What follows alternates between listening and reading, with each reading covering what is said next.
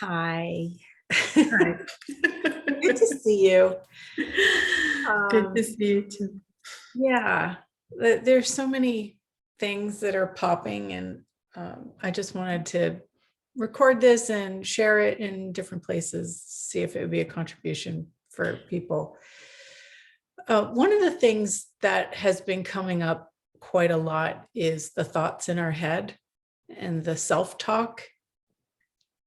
And it's interesting. I've had conversations about it. I've been using the tools myself. And also, there was just this video with Dr. Dane that he was premiering on YouTube. And right after that, something came up with Eckhart Tolle, and he was talking about the thoughts in your head. And so I listened to a little bit of it just to see what he has to say, because I've never actually listened to his stuff. And it's interesting because he acknowledges that people do have thoughts in their head, that when they lie awake at night, things are going, and a lot of time it's negative self-talk, and a lot of times it's not actually real. We're creating problems. We're worrying about things. Sometimes it's positive. Sometimes it's in first person, like, oh, I'm so stupid, or whatever, or I shouldn't have done that. And sometimes it's in third person. What are you doing? Why are you doing that? Or you can do this. And the thing that I thought was so interesting, that he's just bringing this stuff up and people are laughing at the craziness of it, because we all do it, but there are no tools to move beyond it and to actually know what's going on. And so this morning I was talking to my sister about that, and I was saying that even last night I had some of that stuff going on, and I caught myself. It was like, you don't have to do this, or you can do that, or whatever. I just heard it as you. And I was like, wait a second, bing, you. And I was brushing my teeth. I looked at myself in the mirror and I was like, we don't talk to ourselves in third person. So who are you? Who are you before that? Who are you before that? Who are you before that? Who are you before that? And who you be in the future? This is the entity clearing that you can use. When you hear thoughts in your head that are in third person, it's not you.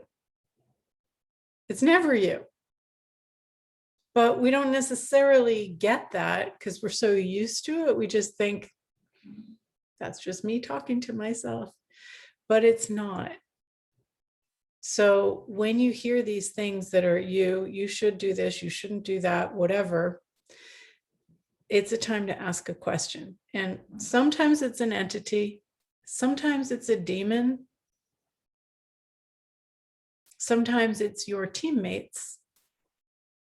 So asking the question really allows you to know, okay, what do I need to do here to change this? Because if it's your teammates, it's going to be a contribution to listen.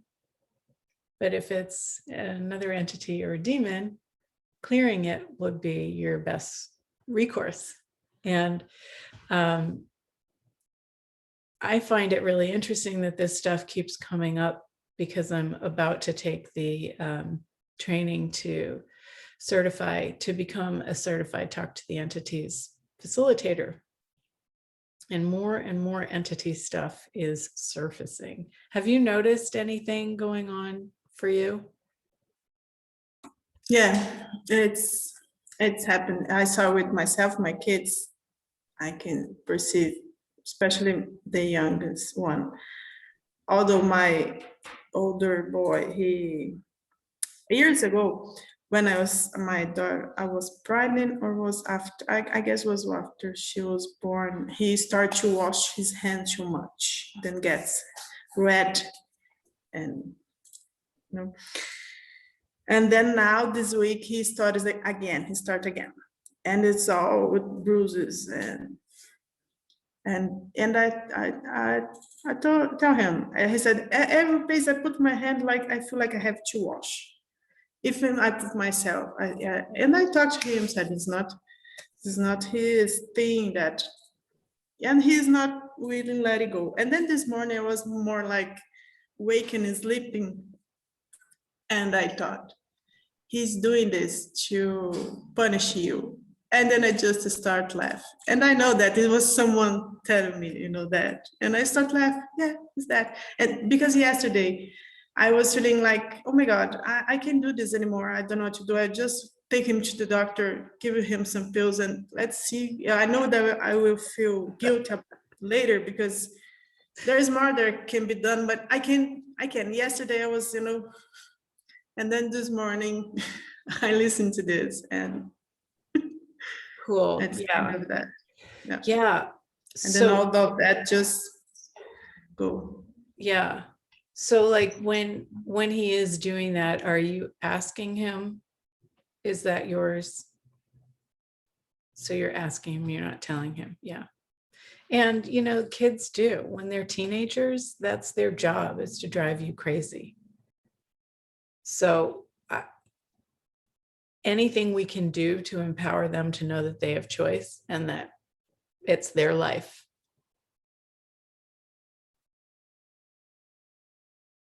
And I tell him, nothing happens to you. It's your choice. And then I ask him, you're not, this is what you are choosing. No, it's not what I'm choosing. Things happen to me. Okay. Yeah. Good job, mommy. Yeah. And notice the lightness. And that's the thing too, is that everybody's familiar with this self-talk thing, whether it's negative or positive or whatever, worrying or whatever. Everybody is familiar with it. But does it feel light? Does it make you laugh or smile, or does it make you feel heavy and contracted? And that's what you need to notice. If it's making you feel heavy and contracted, then there's something there that you could clear to change it. But this morning, when you got he's just doing this to drive you crazy, it made you feel light. And so that's what's true for you. And it's a contribution. So anytime you're going into negative thoughts, it really is, it's like we're lying to ourselves, telling ourselves something that's true that isn't. So even just worrying about the future, worrying if you're going to the doctor and you're worried about a test, that is a creation in your head. You could use the tools to clear your mind, to expand out, to tap into the earth and be this space of possibility. Wow, I wonder what the result will be. What would it take for it to turn out greater than I can possibly imagine? Not having a point of view, projecting into your future about some horrible catastrophic event. And this is what so many people have been doing with the whole C word or P word. All of that angst, upset, worry, fear, it all projects into your future and it weakens your immune system. And it does take a bit to stop yourself going there, but there's so many tools in Access that allow you to break that cycle. And, the more we listen to that and the more we be around people who are open to possibilities, the easier it is to start creating and choosing your reality and not getting sucked into the drama that everybody else has going on. Sorry. Go ahead. I was just wondering that, like now, that how many people are at home now, still in quarantine for a year and a half, and they are think that their children has problem because they never really have contact with them. They go to school, they go work, and they never have really contact with their children. And now they're all at home, and they think, oh my God, this kid has a problem. And then it's driving everyone crazy. Yeah. Yeah. It's been a big change for everybody. Yeah. What was the other thing that I wanted to mention? Oh yeah, there was another thing that I became aware of last night that I had to really be present with to clear. And it was like all the projection about what I'm choosing, and why I'm choosing to use access tools and to share access tools. And and it's just like it's always been this thing. And I was looking at, wow, 18 years ago when I found this, it was so weird and so different. But I was like, ooh, that, like the second I had a tool presented to me, it was so clear and so apparent that that was the direction I wanted to go. And I have been going. But along the way, like you are around people who are choosing possibilities and choosing to create something different with their lives. And then you're around people who are not, people who are the negative Nancy's, or, what are you doing that weird stuff for, or whatever. And it really takes a huge amount of courage to choose this different thing. And to recognize that even if you're not around those other people, you can still perceive their projections. So I was clearing all the projections, all the expectations, all the separation that people are doing, all the judgment and all the rejection. Right and wrong, good and bad, pot and pock, all nine shorts, boys and meows. And it was like, wow, it's like I'm still working this upward challenge thing, and like swimming upstream and going against going against the tide. And I thought by now, that it would be different. And it is a lot easier, but there's still, mainstream is still going the other direction. And following mainstream just does not work for me. Does it work for you? I just can't do it. I'm so sorry. I can't do it. So I was realizing how much I was struggling against these points of view that I hadn't acknowledged were still there. And that's what makes it easier. When you acknowledge what's there, then you don't have to fight against it. You just choosing. So it's interesting how this whole adventure works. Choosing light and choosing what you know is true for you, what makes you happy, what brings you joy, that sends ripples into the world. And going against that feels so not fun.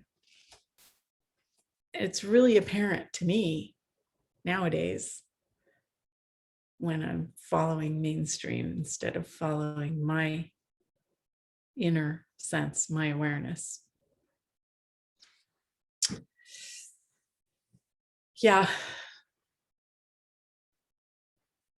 So what would it take for more people to trust themselves and to choose what's light and fun and brings you joy? I know it's not valued. It's the craziest thing. I know it's not valued, but it is so valuable. What else has been coming up for you? Anything? Um, yeah, it's like that. You said that, and that you said that yesterday. You have to be present to clear that project expectation about what people choosing, not choosing. And I have about a year ago, I guess. That was even a judgment for me. Why people don't choose it, you know? And then I cleared that, and that you always said that Gary says that call people that are stupid enough to pay. Yes, because they choose what they will choose, and just what I ask is that they find us. They find and they see and they have interest in and they come, and hope this will be a contribution for the world and for their lives, and especially for the consciousness, Yeah. just asking for a bit to contribution for the conscious growth and Yeah. change realities. It's just that, because more than that, I guess I will be insane and just be judging.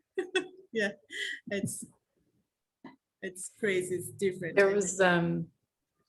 There was this really interesting Netflix series that I stumbled across last night called Upload. And people could either choose to It's the prime, right? die or choose to be uploaded to a virtual reality where they can live forever. Really interesting. But they were talking about the consciousness that exists, like even though their body is virtual and it's based on photos from when they were alive, their consciousness exists, and they struggle in this new virtual reality that it's not really real. And they have people from the live world like talking them off the cliff, basically saying, no, you're important and you're a being and you have consciousness. And it's like, wow, it's even in TV shows, this whole thing with artificial intelligence and consciousness. And yeah, this week I watched something amazing in this HBO show, The Nevers. It's really cool. If you watch, there's something about consciousness and there's this aliens, and then I was watching, and then the character said, there's nothing that cracker more the word than a gentle question. I said, oh my God, I can't believe I'm seeing this on TV. yeah. And that's one of the things that Gary said many years ago. He knows that he will be a success when the tools are as common in every household and nobody has any idea where it came from. So it's not about him and about access. It's just about people having access to themselves and access to their own consciousness. And it's beginning, like it's everywhere. So it's really exciting. Well, cool. It was awesome to have this conversation with you, and I'll share it in some groups. And hopefully people will come and play with some of our new creations and have more consciousness for themselves. Me too.